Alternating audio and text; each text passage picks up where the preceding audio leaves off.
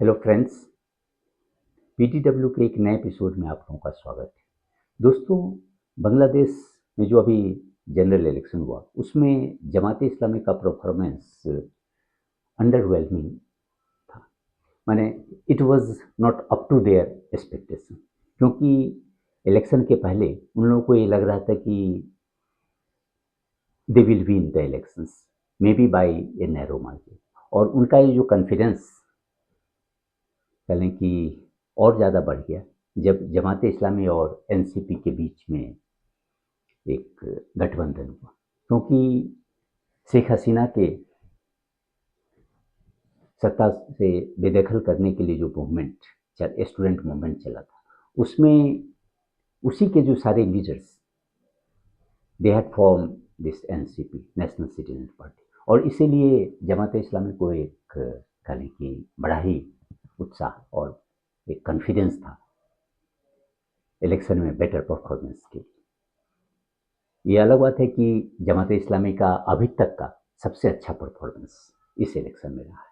They have von 68 seats and NCP got 6 seats और इन 300 member parliament. इसके पहले अगर आप देखें तो जमात इस्लामी को 1991 में 18 सीट्स मिले थे। तो उस हिसाब से अगर पास्ट परफॉर्मेंस को देखें तो certainly it was the best ever performance. लेकिन जहां ये एक सत्ता पर काबिज होने का स्वप्न देख रहा था जमात इस्लामी के जो लीडरशिप है, तो उस हिसाब से माने it is a major setback.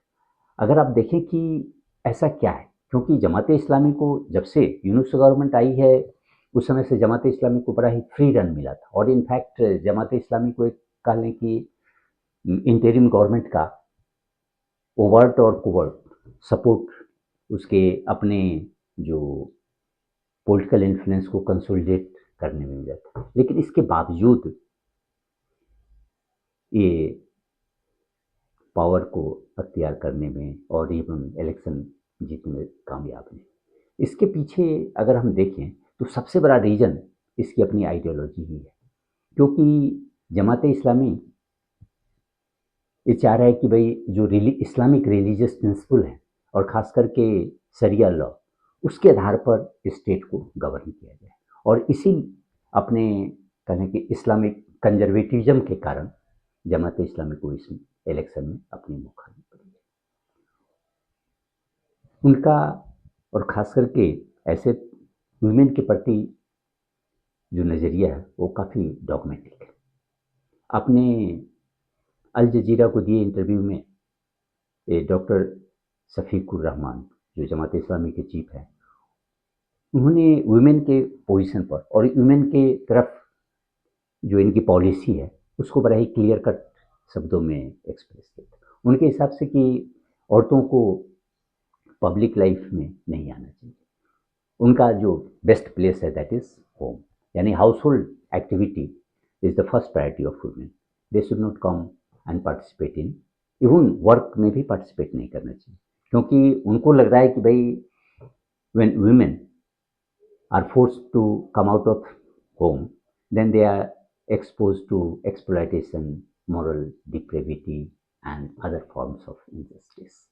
और उनके हिसाब से कि दिस इज ये जो public participation of women is nothing but A form of prostitution. अब इससे अपन ये शफीकुर रहमान ने केवल अपने इंटरव्यू में ही नहीं किया, वो लोग अपने इस जो कह लें कि आइडियोलॉजिकल डॉगमेटिज्म के प्रति इतने आश्वस्त थे कि they posted it on social media also. लेकिन जब एक बैकलस हुआ खास करके वुमेन और इवन अदर सोशल एक्टिविस्ट इन सबों के तरफ से, तब दे डिलीटेड इट। लेकिन डैमेज तो हो चुका था, और यानी they had already sent the message to women कि if they come to power, then what will be their attitude, their policy towards women। और इसीलिए आप देखें कि औरतों की तरफ से एक माने इलेक्शन के ही जस्ट पहले ढाका में इक्वलिटी मार्च भी निकाला गया था, क्योंकि उन लोगों को भय था कि अगर हम सड़क पर नहीं आए और अपनी आवाज़ को बुलंद नहीं करें, हम एक स्ट्रॉन्ग मैसेज अगर सोसाइटी में देते हैं, तो हम लोगों का जो राइट्स है that will be curtailed in the future if Jamaat Islami forms the government at the centre. और इसीलिए औरतों की तरफ से जमात इस्लामी का बड़ा ही अपोजिशन। अगर आप देखें कि जो बांग्लादेश का जो सोशल कंपोजिशन है that is entirely different from the other countries.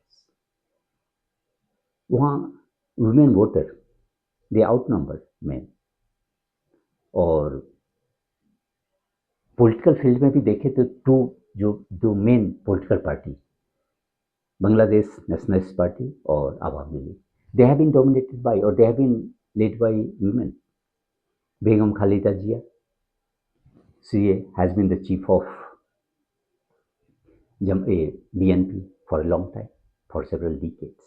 Similarly, Awami League, it has been led by Sheikh Hasina, and दोनों ही ने मैंने करीब 1991 के बाद अब देखें तो most of the time the two ladies they have been holding the prime ministership.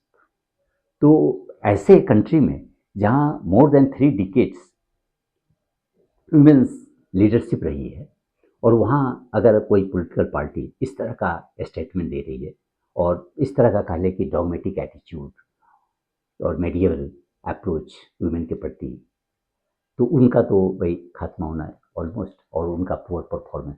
हालांकि अगर आप देखें इस अप्रोच की कि जहाँ 50% मोर देन 50% वोटर्स वुमेन हैं, और वहाँ अगर 70 सीट्स लाती है, माने 68 सीट्स जमात इस्लामी को मिला, तो दैट इज ऑल्सो क्रेडिटेबल।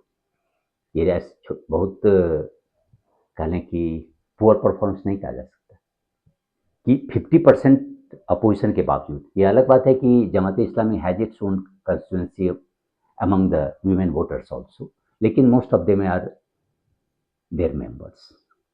और दूसरी बात आप देखें कि जमात इस्लामी का approach women's participation in work is also very outdated. International Labour Organisation के हिसाब से बांग्लादेश में जो वुमेन का पार्टिसिपेशन है that is 44%।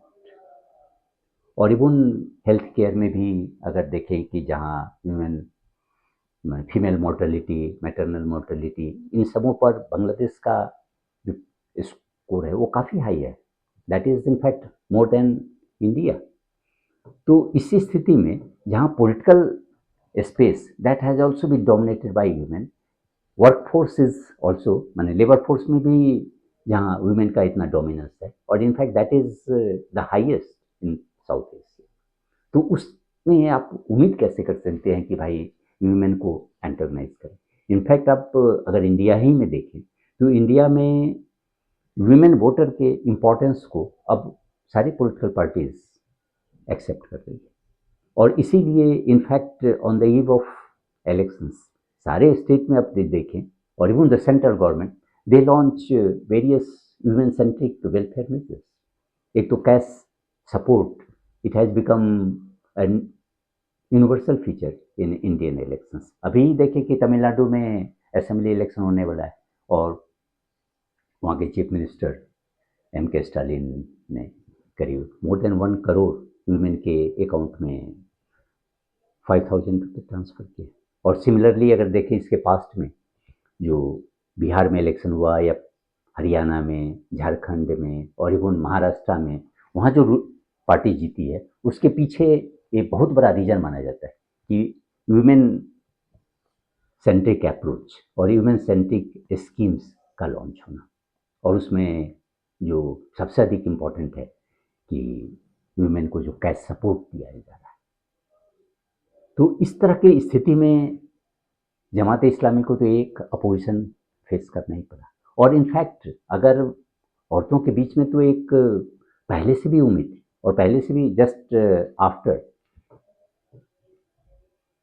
The ouster of Sheikh Hasina in 2024, उसी के बाद औरतों को एक जो जमात इस्लामी का क्या अप्रोच होगा, फ्यूचर अप्रोच टुवर्ड्स वुमेन, उसका एक झलक तो पहले ही से मिल गई।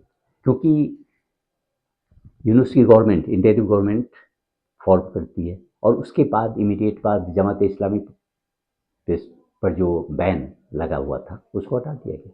It was allowed to operate as a political party and since then Jamaat Islami has been consolidating its political position.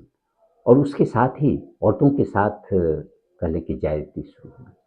सबसे पहले तो जमात इस्लामी और इसके जो सपोर्टर्स थे they started implementing a dress code for women.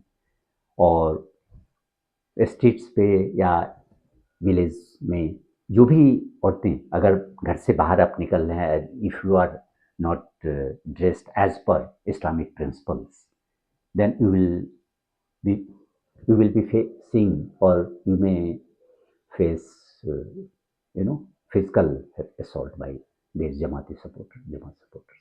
और इनफैक्ट बाद में तो पहले तो होता था कि भाई जो अवामी लीग के सपोर्टर्स वुमेन सपोर्टर्स हैं उन लोगों के साथ भी सेक्सुअल हरासमेंट होता था या सेक्सुअल वायलेंस स्टार्ट हुआ. लेकिन gradually after some time it became a normal phenomenon. क्योंकि जमात इस्लामी की तो पॉलिसी है कि भाई औरतों को बाहर निकलना नहीं है. यदि निकलते हैं तो भाई you must have the protection of male members.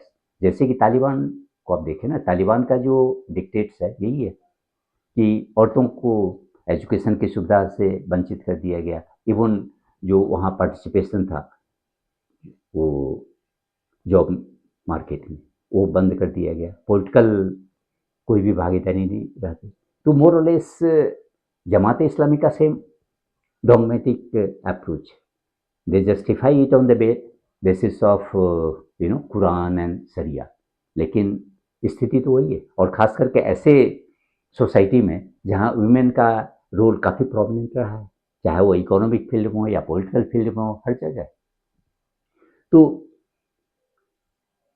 Ladies को तो भाई पोस्ट हसीना पीरियड में ऑलरेडी फेस करना पड़ गया.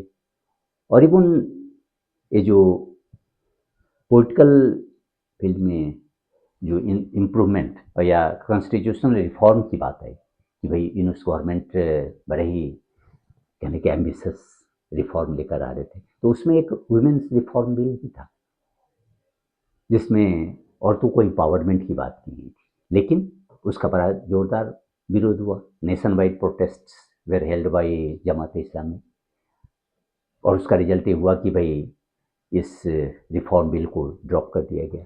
उसके बाद इतना ही नहीं, यूनुस गवर्नमेंट तो अपने को बहुत ही आइडियोलॉजिकल और काफ़ी मॉरल हाई ग्राउंड दे रही थी कि भाई देश में ये जो रिवॉल्यूशनरी रिफॉर्म लाने की ज़रूरत है और एक नया बांग्लादेश इस्टेब्लिश करने की बात कर रही थी. लेकिन उनके जो एक अगर आप बिहेवियर देखें और एक्चुअल जो action, that is very terrifying. सबसे पहले तो ये जो वुमेन रिफॉर्म बिल है इसको ड्रॉप कर दिया गया. उसके बाद जो जॉब कोटा था वुमेन के लिए उसको भी कैंसिल कर दिया गया. इवन जो Kota for women in elections उसे भी ख़त्म कर दिया गया. तो ग्रेजुअली औरतों के जो राइट्स हैं, चाहे वो इकोनॉमिक राइट्स हो या पॉलिटिकल राइट्स हो, that had been curtailed systematically by the Yunus regime. और यदि ये जमात की गवर्नमेंट बनती तो then it was almost certain that women will be confined to homes just like Afghanistan. और इसीलिए कहें कि औरतों का जो कंसोलिडेशन बीएनपी के फेवर में हुआ और जिसके कारण बीएनपी अभी तक का सबसे अच्छा परफॉर्मेंस की है. मैं 209 सीट्स बीएनपी को मिला. इसके इतना अधिक कभी नहीं मिला. इसके पहले जो बीएनपी का जो हाईएस्ट परफॉर्मेंस था वो ऑलमोस्ट 193 वो 2001. शेख हसीना की पार्टी को तो भाई 230 मिला था 2008 में जो हाईएस्ट उसका है. लेकिन ये जमात इस्लामी का जो अपनी पॉलिसी और इनफैक्ट यदि जमात इस्लामी का परफॉर्मेंस इवन 68 हुआ है, that is because of the absence of another political party Awami league. अगर अवामी लीग पार्टिसिपेट करती एंड तब फिर जमात इस्लामी का जो प्रीवियस परफॉर्मेंस रहा है कि इन डबल डिजिट में लेस देन 20, मोर और less it would have been the same performance. लेकिन चूंकि जमात इस्लामी ही मेन कंटेंडर, मेन जो दो पॉलिटिकल पार्टी बीएनपी और जमात इस्लामी थी, तो इसलिए स्वाभाविक है कि जो लोग बीएनपी को वोट नहीं करना चाहते, दे विलिंगली और unwillingly they went for Jamaat Islami and it's allies political parties. लेकिन ये तो अब जमात इस्लामी को अच्छी तरह समझ में आ गया होगा, और may be when they do postmortem of their performance, then they will come to realize the significance of women voters in Bangladesh. Or maybe in future, if Jamaat Islami, aspires for power in Bangladesh, certainly it will have to mend its ways. It will have to accommodate women. और अभी भी अगर इस election में देखें तो not a single candidate has come, women candidate from Jamaat Islami. तो जमात इस्लामी को भाई अपनी पॉलिसी में तो चेंज करना पड़ेगा, बिना उसके कोई संभव ही नहीं। अगर देखें तो सेंटर राइटेस्ट पार्टी तो बीएनपी भी है, ऐसा नहीं कि सेंटर लेफ्ट बीएनपी है, वो भी है राइटेस्ट, लेकिन दे आर मॉडरेट पार्टी। तो उसी तरह से जमात इस्लामी को भी अपना जो पोजीशन है वो सॉफ्टन करना पड़ेगा, और पहले कि एक मॉडर्न अप्रोच अपनाना पड़ेगा, तभी इसका फ्यूचर है। Otherwise they are bound to face humiliation in subsequent elections also. Not only in this, in future also, they don't have any, it will be hoping against hope for Jamaat Islami to come to power in future also. धन्यवाद।